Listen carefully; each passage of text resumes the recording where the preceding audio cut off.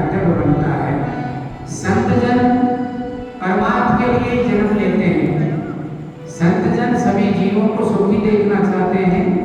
पृथ्वी के ऊपर इस भूमंडल में किसी को भी दुखी देखना नहीं चाहते हैं। संत जन कभी किसी को दंड नहीं देते हैं। संत जन अगर कोई अपराध भी कर दे, अज्ञान के कारण अपराध होता है, ज्ञानी जन तो कभी अपराध करते ही नहीं है। अगर जिसको ज्ञान हो जाए वो कभी भी जीवन में कोई अपराध नहीं करेगा। इसलिए अपराध हो जाए तो संत जन हमेशा दया और क्षमा का भाव रखते हैं उसके ऊपर, उसको सत्य मार्ग की ओर लाने की चेष्टा करेंगे। दंड नहीं देकर उसको अच्छा मार्ग और ज्ञान का रास्ता दिखाएंगे और मौका देंगे, 2-4 बार देंगे। अगर नहीं सुधरे तो उसके प्रारब्ध के ऊपर छोड़ देंगे। ये भी आपकी मर्जी है, नहीं सुधरना या सुधरना हमारे हाथ में है। कोई हमें सुख और दुख नहीं देता है। सुख और दुख हमारे जीवन में हम ही पैदा करते हैं, हमें कोई बाध्यता नहीं है। जितने भी बंधन है हम मन से बंधते हैं, मन की डोरी से। बीड़ी पीना, सिगरेट, गांजा, भांग, चरस, सुरखा और अनेक प्रकार की मानंदी और परंपराओं में अगर बंधते हैं तो इस मन को हमें उनमें लगा के बंध जाते हैं। कोई मानता नहीं है आपको, नहीं बीड़ी, सिगरेट, सुरखा, गांजा, तंबाकू, भांग, चरस, दारू और अनेक प्रकार के व्यसन हैं और मानंदियां, परंपराएं, उनमें हम खुद बंधे हुए हैं। कोई नहीं मानता हमको। तीरथ, व्रत, उपवास जो भी करते हैं सब मन के विषय हैं। आप जैसा सोचोगे ऐसा ही बन जाओगे, जैसी आपकी दृष्टि होगी ऐसी सृष्टि हो जाएगी। आप अभी अपने जीवन को त्याग में बनाओ तो आप जति का रूप बढ़ जाएगा आपके मन में, आप जति बन जाओगे। क्यों? त्याग की भावना आ गई। पर वहाँ अहम भाव को छोड़ना पड़ेगा, देह अभिमान को त्यागना पड़ेगा। देह अभिमान को छोड़ जाओगे तो आप निर्मल संत बन जाओगे। निर्मल मन जन सो कोई पावा, होई कपट सब सुधरन भावा। मन तो ज्यों निर्मल भया जैसे गंगा नीर, पीछे पीछे हरि प्रेम कभी कभी। यानी मन को निर्मल बनाओ। मन के अंदर हमारे विकार भरे हुए हैं अनेक प्रकार के। काम है, क्रोध है, लोभ है, मोह, आशा, तृष्णा, ममता, ईर्ष्या, राग, द्वेष, कलह, करुणा, आनंद। इनमें हम उलझे हुए, अनादिकाल से उलझे हुए, आज भी उलझे हुए। सद्गुरु संतजनों की शरण में जाके ज्ञान की प्राप्ति करो कि जीवन मुक्त कैसे होगा। मनुष्य का जन्म बहुत अनमोल है, इसकी कीमत समझो। ये अनमोल है, कीमत नहीं। संसार में, ब्रह्मांड में मूल्यवान से मूल्यवान चीज कोई भी हीरा, मोती, जवाहरात, जितने धातु है सबकी कीमत है। इस मानव शरीर की कोई भी कीमत नहीं। अगर कोई किसी को कोई अंग भी दान देगा तो फ्री में देगा, कोई पैसा नहीं लेगा उसका। इसलिए इसकी कीमत नहीं है, कोई भी अंग की भी कोई कीमत नहीं। अनमोल हीरा है ये। और हमारे प्रारब्ध के अनुसार अनेक जन्मों के संचित कर्म से जब प्रारब्ध उदय होता है तभी मानव जन्म मिलता है। बड़े भाग मानुष तन पावा, सो दुर्लभ सद्ग्रंथ न गावा। बहुत बड़े भाग से मिलता है। अब हम लोग अगर संत जनों के उपदेशों से, पुराणों के उपदेशों से, महापुरुषों ने बहुत अनादिकाल से जगाते हुए आए, आज भी जगा रहे हैं। अगर इस मानव तन की मतलब सार्थकता समझ लें तो हमारे जीवन का कल्याण हो सकता है, मुक्त हो सकते हैं, हम शांति को प्राप्त कर सकते हैं। मुक्ति नाम है शांति का, जो हमारे अंदर ही विराजमान है। कोई काल नहीं आपका, काल आपके भीतर है। आपका मन ही आपको काल की दिशा में ले जाएगा। आपका भगवान परमात्मा भी आपके अंदर है, वो गुरु भी आपके अंदर है। गुरु आपका विवेक है, आधार गुरु है जो मानव जीवन में, हमारे जीवन में आता है, ज्ञान का उपदेश करता है। शरीर रूपी गुरु भी आधार गुरु है। जैसे नींव लगा के मकान को खड़ा करते हैं तो हमारे ज्ञान का आधार है सदगुरु, जो हमारे जीवन में मानव रूप में आया। और दूसरा है निराधार गुरु, वो है हमारा विवेक। सदगुरु तो हो सकता है उपदेश के बाद में 5 मिनट भी नहीं रहे, उसका शरीर छूट जाए तो हमारे पास में रहेगा हमारा विवेक गुरु। विवेक गुरु आपका साथ में है तो आप पल पल ज्ञान की प्रकाश में बैठे हैं और मुक्ति में बैठे, शांति में बैठे। इसलिए सदगुरु विवेक को बनाए। सदगुरु कहते हैं, सदगुरु के दरबार में जाइए बारंबार, भूली वस्तु बताए दे सदगुरु है दाता। तो सदगुरु का दरबार है विवेक। अपने विवेक में रहे हमेशा। आसक्ति में नहीं फंसे। वैराग्य को प्राप्त करें। जीवन में आपने वैराग्य प्राप्त कर लिया, राग नहीं किसी भी चीज से। माया आपके मन के भीतर है। जगत में माया कोई रुपया पैसा हीरा मोती, स्त्री को भी तुलसीदास और वाल्मीकि जी ने रामायण के द्वारा इन्हें संत महापुरुषों ने माया का रूप दिया, पर समझे नहीं लोग। ऐसे शुरू में दे दिया रामायण में कि स्त्री विष्णु भगवान की साक्षात माया का रूप है, और वो समझे नहीं उसका रहस्य है।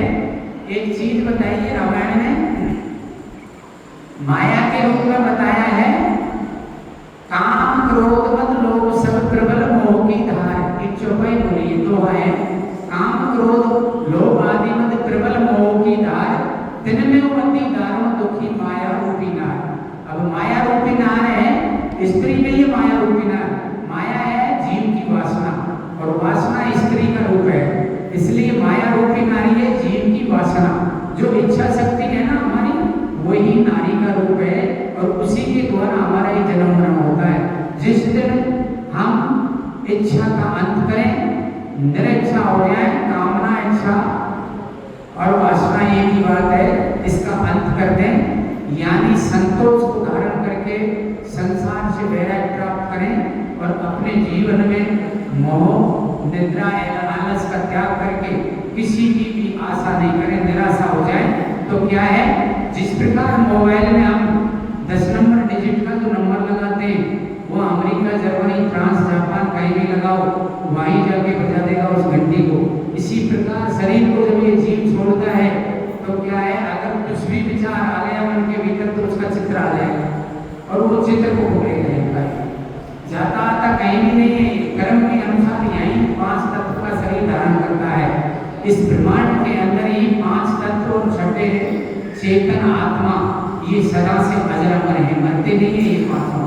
पर ये पांचों तत्व जड़े हैं, इनको क्या है ज्ञान नहीं, ये दूसरी वस्तु को नहीं जानते, और इनको खुद को भी नहीं जानते। और चेतन आत्मा स्वयं को तो जब जानता है कि मैं कौन हूँ, सदगुरु की शरण में जाएगा। पर इस प्रकृति के जगत के कण-कण की उसको जानकारी है। मोबाइल, हवाई जहाज, कंप्यूटर, रेलगाड़ी और जितना भी आविष्कार है वो जीव की कला है। आपके भीतर बैठा बैठा आंखें आपकी नहीं देख सकती, जीव की सत्ता से देख रही है। जीव हटते ही नहीं देख सकती है, जीव की सत्ता है।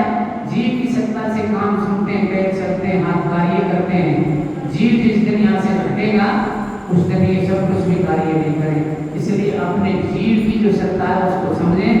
जीव एक परमात्मा का यही रूप है, अंश नहीं है, रूप है उसी का। जैसे पानी गिलास, बाल्टी, मट्टी और ड्रम में भरा हुआ है, पर पानी को आप अलग अलग नहीं कह सकते, खंड नहीं कह सकते, और एक ही है पानी। इसी प्रकार सब घट-घट में वो परमात्मा बैठा हुआ है। एक रूप से देखें, प्रेम से देखें।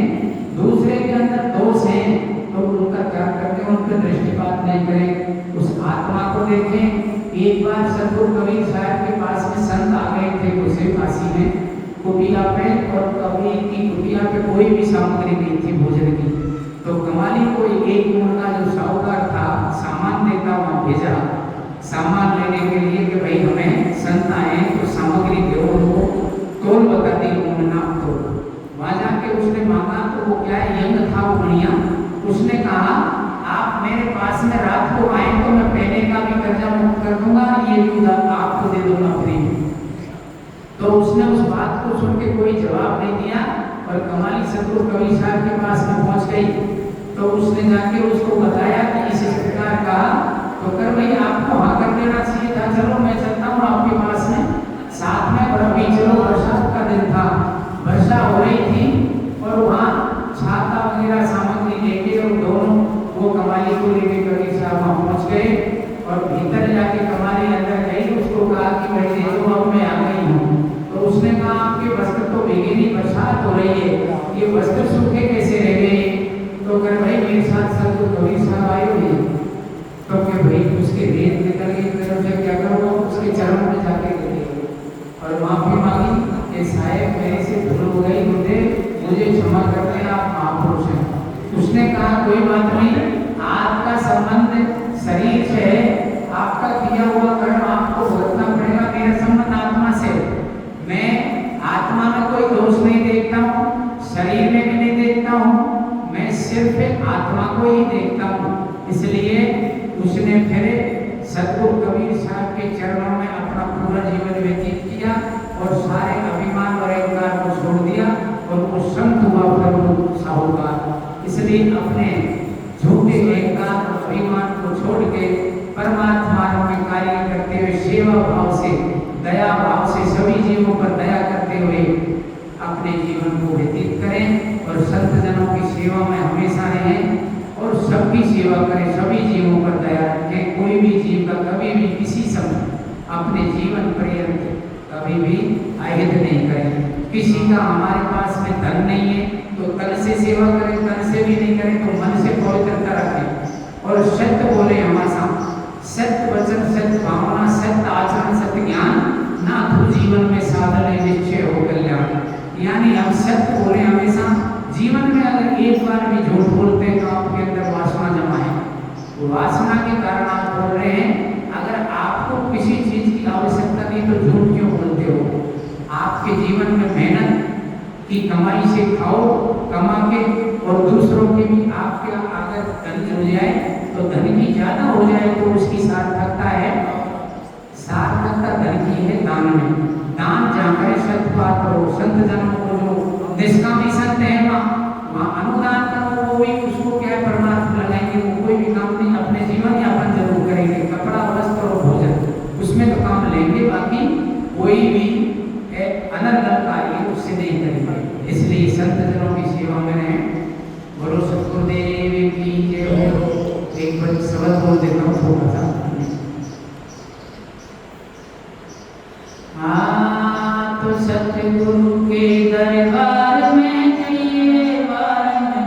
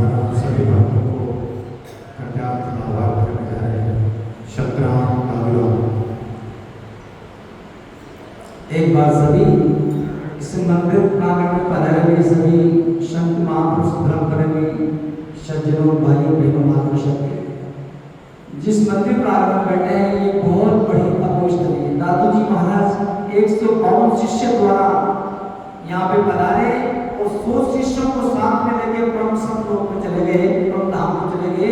उसी तपोस्थल पे आज का ये सत्संग 13 तारीख को रखा गया है। जो दादू जी महाराज की वाणी में एक साखी आती है कि तन भी तेरा मन भी तेरा तेरा पिन और प्राण सब कुछ तेरा तू है मेरा, यही दादू का ज्ञान।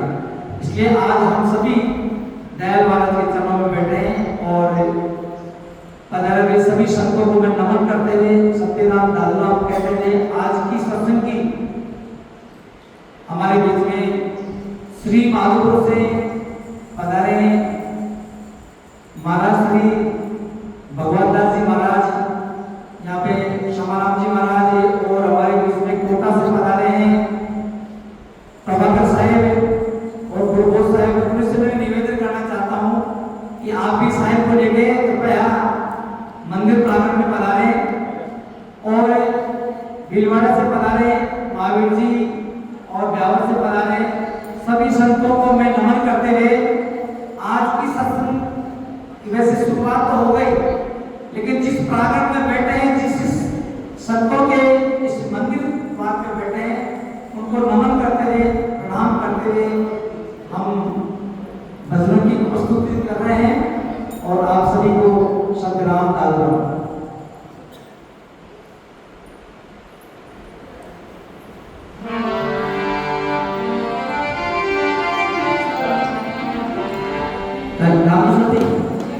रामकिशोर जी से नहीं साथ हमारे बीच में कोटा से पधारे प्रभाकर साहब राज जुड़े हैं कि बोलो सद्गुरु कबीर साहेब की जय हो, स्वामी दादू दयाल महाराज की जय हो।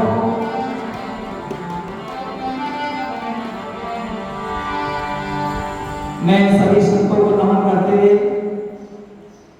एक दयाल महाराज को श्रद्धा से प्रार्थना के रूप में उनको भजन से एक प्रस्तुति।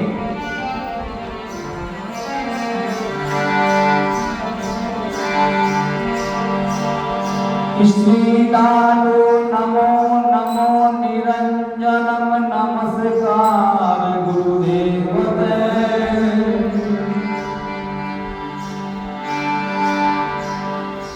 श्री दादू नमो नमो निरंजन नमस्कार गुरुदेव वंदनम सर्वसाधवान प्रणामं पारंगत के परब्रह्म परापरम सोमं देव निरंजनम निराकारं निर्मलं तस्य कि वेद माही गुरुदेव पिया तो पाया हमें बरसात मस्तक मेरे कर दया तू देगा जगत यगा कि दादू देव दया लगे तो गुरु दिखाए आने ताला मुझी लाए करे गुरुदेव भी